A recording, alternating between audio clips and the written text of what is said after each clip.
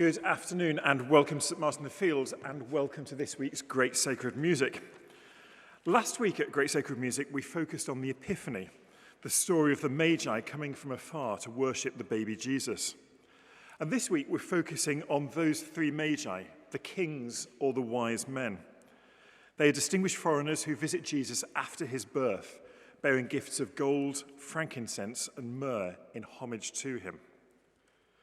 The Magi appear solely in the Gospel of Matthew, which says that they came from the east to worship the one who has been born King of the Jews. Their names, origins, appearances, and exact number are unmentioned and derive from the inferences or traditions of later Christians. They are usually assumed to have been three in number, corresponding with each gift. But in Eastern Christianity, especially in the Syriac churches, they often number 12. Likewise, the Magi's social status is never stated. Although some biblical translations describe them as astrologers, they were increasingly identified as kings, and by at least the 3rd century, which conformed with Christian interpretations of Old Testament prophecies that the Messiah would be worshipped by kings. The mystery of the Magi's identities and background, combined with their theological significance, has made them prominent figures in Christian tradition.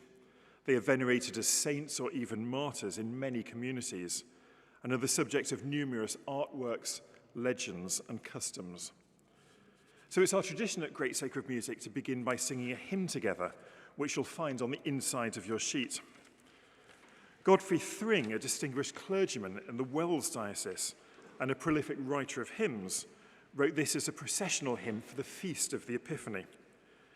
In the first two verses of the story is the visit of the wise men, seen as the representatives of the nations, and it's told in an elusive fashion for people who probably knew the details beforehand. Then we move quickly to thoughts that fill the rest of the hymn of all the nations being brought to Christ now in glory and to a final home in heaven. So we remain seated as the voices stand and lead from the eastern mountains.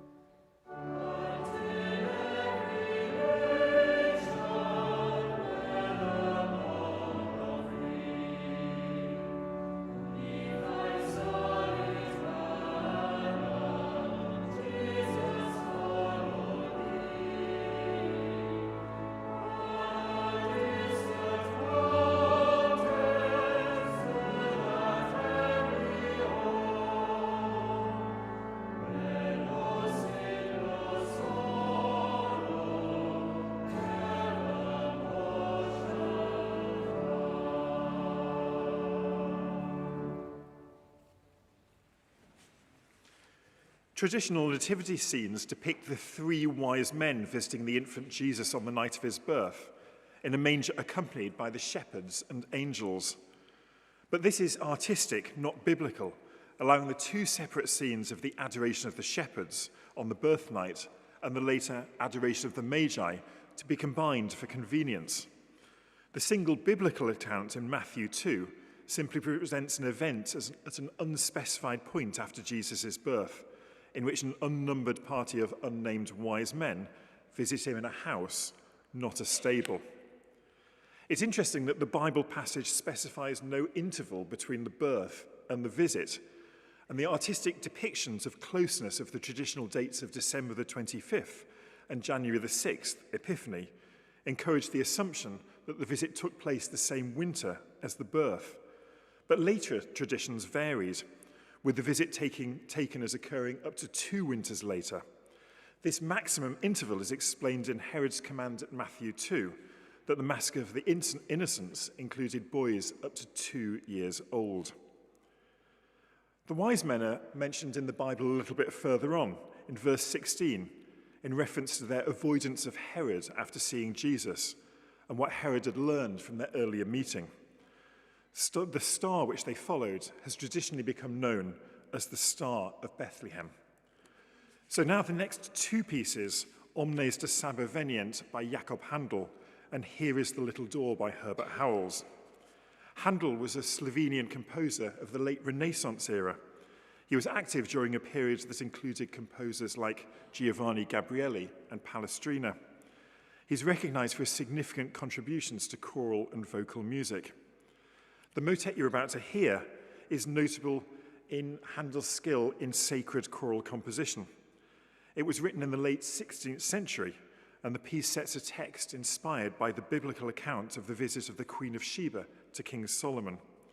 Handel's composition is characterized by intricate polyphony, expressive vocal lines, and a keen sense of richness in the text. In 1916, the composer Herbert Howells was diagnosed with Graves' disease and given only a short time to live. Radium injections were largely successful in providing a cure, but left the composer weak. In his convalescence, he wrote the motet we're about to hear, Here is the Little Door, as part of a set of 3 Advent, Christmas, and Epiphany motets, published around 1918. Its text is a tender poem by Frances Chesterton, the wife of the poet and writer G.K. Chesterton. In the poem, gold is for king, incense represents prayer, and myrrh means death.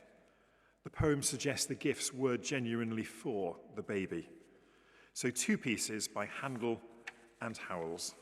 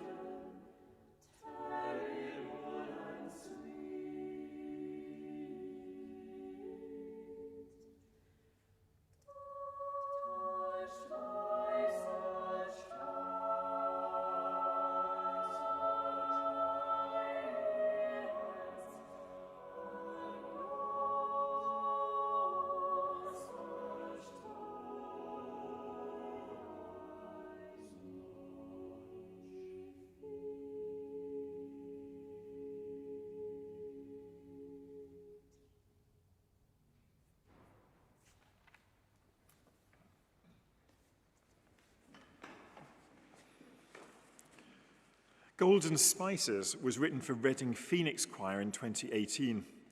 The text is taken from Christina Rossetti's 1852 poem, They Have Brought Gold and Spices. The piece fluctuates between excitement at the arrival of the kings and their wondrous gifts, and more reflective sections wondering what the singer can possibly bring instead. After that, Epiphany by Bob Chilcott. In this carol, he tells the glory of the Star of Bethlehem with a translation of 2 verses by French hymn writer Charles Coffin, augmented by a new verse from Chilcott's longtime collaborator, Charles Bennett. The carol both tells a story and dwells upon it, blending traditional and contemporary themes. Charles Coffin was an 18th century rector of the University of Paris, now known as the Sorbonne. He wrote many hymns, mostly in Latin, several of which were translated and published by John Henry Newman in 1838. So 2 pieces, Golden Spices by Alison Willis, and then Epiphany by Bob Chilcott.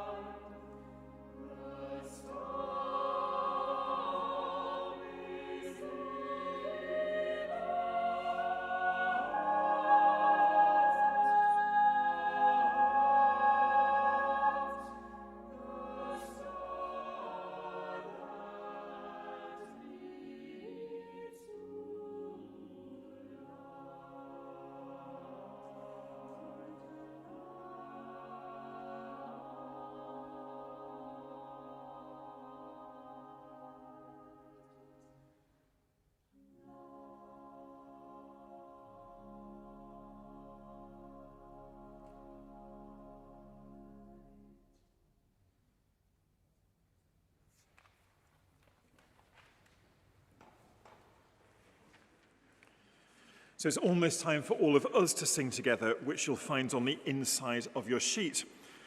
We Three Kings, the original title were The Three Kings of Orient. We Three Kings of Orient are The Quest of the Magi, take your pick, is a Christmas carol that was written by John Henry Hopkins Jr. in 1857. At the time of composing the carol, Hopkins served as the rector of Christ's Episcopal Church in Williamsport, Pennsylvania, and he wrote the carol for a Christmas pageant in New York City. It was the first widely popular Christmas carol written in America. So we'll remain seated as the voices stand and lead We Three Kings, and there's only one way to sing this: loudly. Amen.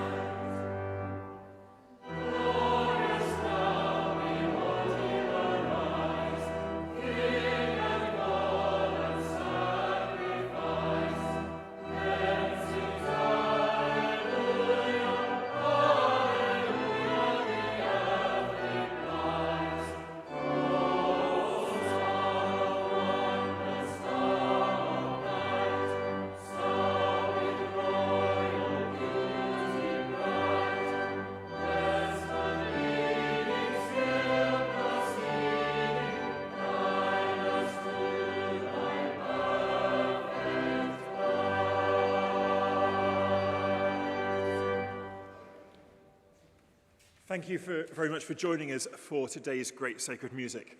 On your way out, there'll be an opportunity to donate to a retiring collection, which helps us as we build and grow the music programme here at St Martin's. And also do have a look on the back of your sheet. If you haven't got cash, there's all other manner of ways to give, from QR codes to websites to text message giving. Please do join us for Great Sacred Music next week, where the theme is "Oh for the Wings of a Dove." I'll let you guess who one of the composers might be for that one. And then our weekly Choral Classics programme at 3:15 on Sundays.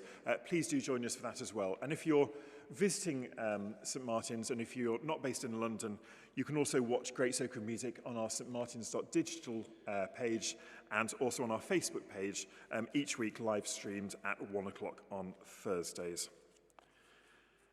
So our final piece, Follow That Star, was written by Peter Gritton, who was director of music at James Allen's Girls' School in London and retired recently. His humorous piece still conveys the significance of the 4 journeys of Christmas, that of Joseph and Mary to the stable, of the shepherds from the fields, of the Magi from the eastern lands afar, and most of all of Jesus from heaven to earth. Epiphany, it epitomizes the way all of these journeys are part of the revelation that is Christmas. Thanks for joining us.